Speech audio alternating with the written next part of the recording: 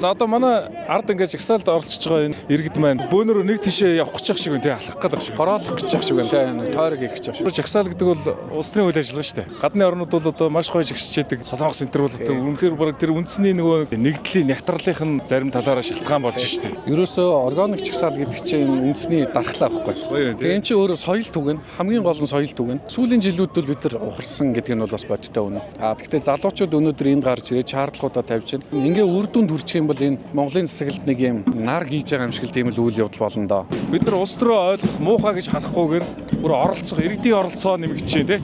Хамгийн үнэтэй мега төсөл бол бидний эрхчлөө авах. 1000 мега төслөөс илүү үнэтэй. За манайхаа одоо ингээд 2-3 игнэ болцсон. За одоо ийшээ ингээд хөдлөх гэж байна. За хоёул энэ зогсож байгаа яриа гоё. За өөр энэ жагсаалын гоё зүйлүүдээс хуваалцааш. Нэгдүгээр үнэхээр сайн дураараа нэгдэж байна. Одоо хүмүүсийг уур бүх юмд бол эсвэл айцаар нэгтгэж ингэж хязгаардаг гэсэн үг энд хүмүүс итгэл үнэмшлээрээ нэгдэж штэ. Мөнгөөр нэгдээгүй тий. Мөнгөөр нэгдээгүй. Нөгөө маск зүүж нүрээ нуугаагүй. Тий, нүрээ нуугаагүй. Ер нь тэгээд нүрээ нуугаагүй жагсаал гэдэг чинь ямар бардам, ямар итгэл төгс байдаг вэ гэдгийг л эндээс харж болохоор байгаа. Хүмүүс асууж чинь чи одоо судалгаа эдрээ хийж явахгүй өнөөдөр ягаад жагсаал дээр ингээ гараад ирв те. Ерөөсөө шинжлэх ухааны, судалгааны зорилго бол энэ нийгмийг илүү сайжруулах тал чиглэж байгаа. Тэгээд тэр агуулгаараа би судлаачдыг, эрдэмтдийг, багш нарыг бол дуу хоолойгоо хүргээсэй гэж бодож байна. Хэрвээ дийлэнх олонх нь өөр байр суурьтай байгаа юм шиг санагдтал таныг троллоор, хуурамч мэдээлэлээр те үнэн бот байдлыг хэлэхээс айх төвшөнд хүрэж байгаа бол та эрхчлөөгүй байна л гэж үзэх ёстой. Товчхондоо бол та зөв зүйлийг зөвгөд хэлчих чадахгүй. Буруу зүйлийг буруу байна гэж хэлж чадахгүй тийм мэдрэмжтэй байгаа бол таны байх ёстой газар бол энд байна. Та тэрийг өөрчлөх ёстой, сайжруулах ёстой. Улсын их хурлын дарга жагсагчдын төлөөлөлтөд уулзлаа. Хийхэн байлцав юу ярив? Их хурлын дарга гэхээс илүү тэр нь их хурлын төлөөлөлтөд уулзлаа гэж хэлж байна. Яа тэгэхээр улсын их хурлтай уулзлаа гэсэн үг. Тий.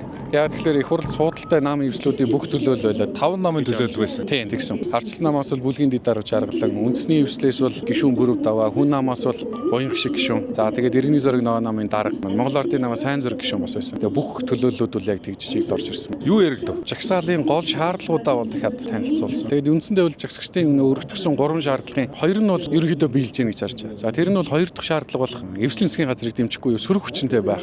За сөрөг хүчинтэй байна гэдэг бол парламентын институцээ бэхжүүлж гэнэ гэсэн. Ямар ч тач арчилсан нам бол сөрөг хүчний ажлаа хийнэ гэдгээ мэдэгдэж байна. Тэгээд тэр бол хин нэг огцруулахаас илүү засаглалынхаа урт хугацаанд бол маш том эерэг үр дүнг авчирна. 1000 оюун эрдэнэтэй тэнцэн. За тий ер нь бол маш чухал. Маш чухал болов. За 3 дугаарх нь бол үндсэн хуулийн өөрчлөлтийг дэмжихгүй. Нэг ясандаа одоо энэ ерөнхийлөгч дагтаг асуудлыг л энэ нэг зухалзаад байгаа шүү дээ. Нэг юм сонирхол гэх юм уу энэ тэндээс яриа явагдаад байгаа тий. Хаанаас гарч байгаа тодорхойгүй тийм яриа байдаг. За тэгвэл уул улсын ерөнхийлөгчлээд хэвлэлийн төлөөлөгчөөрөө дамжуулаад бол мэдээлэл гаргаж ирсэн. Өнөөдөр үл өөрхийн аль бисны захин даалбар дээр бол өмнөх ажиллаж байгаа хугацаанд одоо цаашдаа бол ерөнхийдөө энэ ерөнхийлөгчийн засаглал гэдэг юм уу эсвэл үндсэн хуулийн өөрчлөлтийг бол дэмжихгүй гэдгээр мэдэгдэж байна. Тэгэхээр энэ бол маш чухал. Тэгэхээр жагсагчдын тавьсан 3 шаардлагын үндсэндээ 2 нь бол биелчихэж байна гэж үзэж байна. Тэгээ одоо ганц үлдэж байгаа нь бол нэг анхдагч шаардлага буюу ерөнхий сайдыг ёс зүйн болоод улс төрийн хариуцлага хүлээх гэдэг нь үлдэж байна. Огцорох. Тийм огцорох. За их хурлын даргатай уулзахад ямар яриа болсон гэхээр ер нь бол институцтэй итгээчэл гэдэг тийм мэдээлэл өгч байна. Их хурлын даргын зүгээс. Тийм. Олон нийтийн санал бодлыг хүндэтгэж байна. Жагсаал цуглаа хийж байгаа залуучуудын шаардлагыг бол хүндэтгэж байна. Тэр дундаа тайван замаар зөв жишг гаргаж байгаа жагсаалыг үл их зөв зүйтэй гэж үзэж байна гэдэг. Их хурлын дарга болоо тэнд байгаа нам эвслүүдийн төлөөлөл бол одоо бүгд дуу нэгтгэр илэрхийлж байна. Тэр нь бас их сайн байна. За удаахан нь бол процессоо дагуу эх 7 хоногийн даваа гарагт төрийн байгуулалтын байнгаараа хуралдан. За пүрэв гарагт бол багтаагаад улсын хурлын нэгдсэн чуулганаар бол энэ ерөнхий сайд итгэл үзүүлэх асуудлыг шуурхаа авч хэлцэнэ. За тэр дундаа 4 дахь өдөр болох тэр чуулган бол ямар нэгэн нөгөө хязгаарлалтгүйгээр нээлттэй гормоор явах буюу гишүүд цаг хугацаа юмны хязгаарлалтгүйгээр асуултаа асуух саналаа илэрхийлэх боломж гарна гэж мэдэгдэж байна. Тэгэхээр товчхондоо бол их хурл бол яг л ард түмний төлөөлөд асуух юм асуугаад хариуцлага тооцож чадна гэдэг та бүхэн итгээрэй гэдэг мэдээллийг бол их хурлын дарга болоод албаны хүмүүс бол бүгд мэдэгдэж байна. Их хурлаа итгээрэй гэдэг үгний цаанд бид та бүхний шаардлагын дагуу огцруулна гэсэн тийм мэдрэмж төрсөн үү? Өнгө аяс харагдсан уу? Агуулгаараа бол тгий санагдсан. Огцрох амархан жагсаалын тавьж байгаа нэг шаардлагыг өгөөсгээгүй. Зэгсэгчдийг үл хүндэтгсэн тийм байдал огт гаргаагүй. Энэ их ач холбогдолтой санагдсан. Улсын их хурл ингээ хүлээж авна гэдэг бол нэгдүгээрт жагсаалыг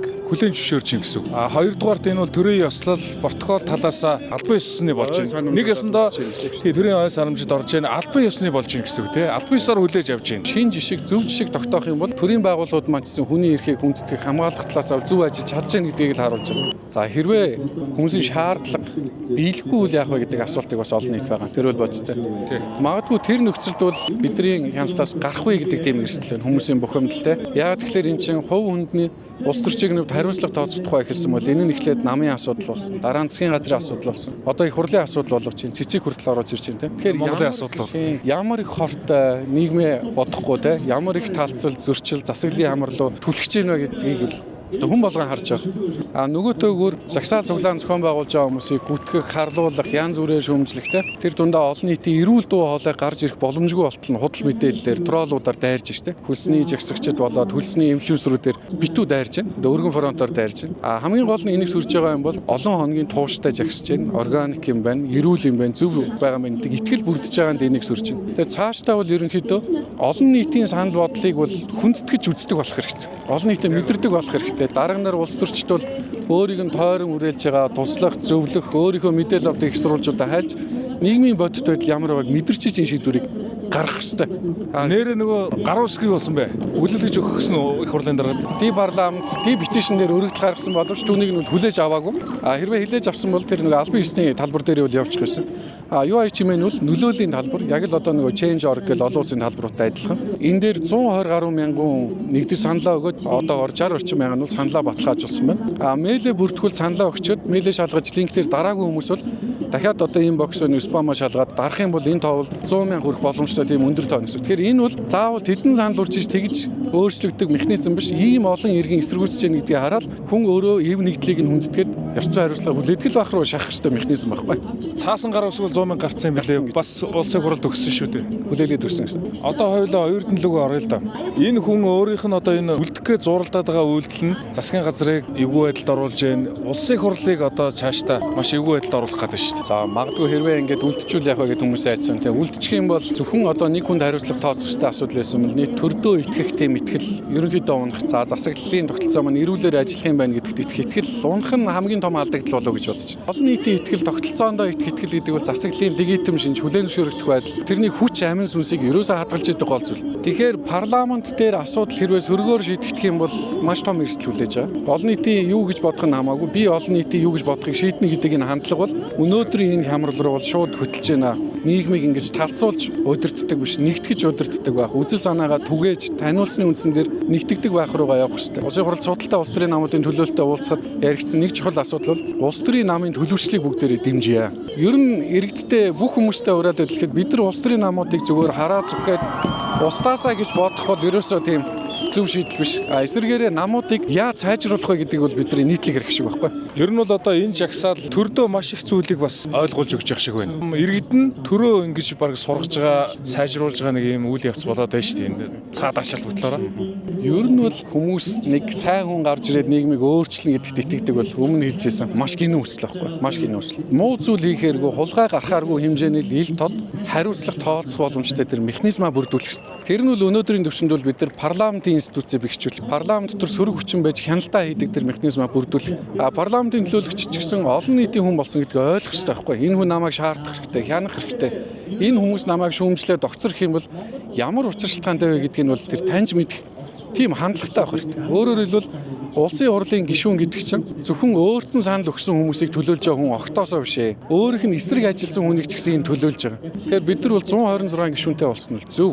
Парламент хоморсон нь зөв. Гагцгүй энэ зөв шийдлүүдийг нөгөө эвслийн эдэр гэдэг энэ хойволдааны шийдвэрүүд чинь унгаагаад үр дүнгийн гарахгүй болгож байгаа болохоос биш холимог тогтолцоотой болсон 126-тай гишүүнтэй болсон ч юм бол Монголын ардчлалыг бэхжүүлэхэд бол түүхэн чухал шийдвэр. Гадны нөлөө Монгол улсад шийдвэр гаргалтад нөлөөлөх юм бол тэрийг хилцүүлгийн замаараа сааруулах, жихэн сулруулах, сарниулах, эсэргүүцэх тийм боломжийг олгодог гол институц бол парламентаа. Тэгэхээр яг энэ агуулгаар бол парламент бол иргэдийн эрх чөлөөний баталгаа мөн Монголын тусгаар тогтнолын баталгаач мөн. Тэгэхээр энэ жагсаалын хүрээнд тавьж байгаа 3 шаардлага гэдэг бол зүгээр нэг хөөрөв залуучууд сэтгэлийн хөдлөлөөр гаргаад тавьчихсан зүйл огтоосоо биш. Сонсоход нэг шаардлага мэт боловч цаанаа Монголын улс төрийн засаглалын том асуудлыг шийдэх үр дагавар өгөх шаардлагуудаа гэдгийг бол ардын намын асуудал гэдэг бол хизээч тэдний дотоод асуудал биш байхгүй юу? Монголын асуудал. Тийм, Монголын бүх нийтийн асуудал. Ардчсан нам сайн байх нь бүх монголчуудын асуудал. Хүнийх нэг олигтой байж чадвал тэр нь уулна нэг сөрөгчин байвал монголчуудын асуудал байхгүй. Намуудыг эрх мэдлийн төлөө хойулддаг газар, архитдаг газар, бүлгэрхдэг, бөөгнөрдөг ийм газар биш. Нам гэдэг бол институт, нам гэдэг бол олон улсын байгууллагууд шиг тий. Нам гэдэг бол одоо төрд очих маш гоё тийм их сургууль шиг ийм л болох ёстой гэдэг энгийн үгээр хэлвэл тий. Намууд өөрсдөө сайжрахч ач холбогдол бол нам ардчлалтай байх юм бол Монголын засаглал ардчлалтай. Нам ил тод байвал Монголын засаглал ил тод байна. Нам хариуцлага тооцож чадчихвал Монгол хариуцлагатай. Тийм учраас бид нар намын асуудлыг бүх нийтийн асуудал гэж бодож жигших биш сайжрахыг шаардах хэрэгтэй байхгүй. Шахах хэрэгтэй. За баярлалаа амжилт. За баярлалаа.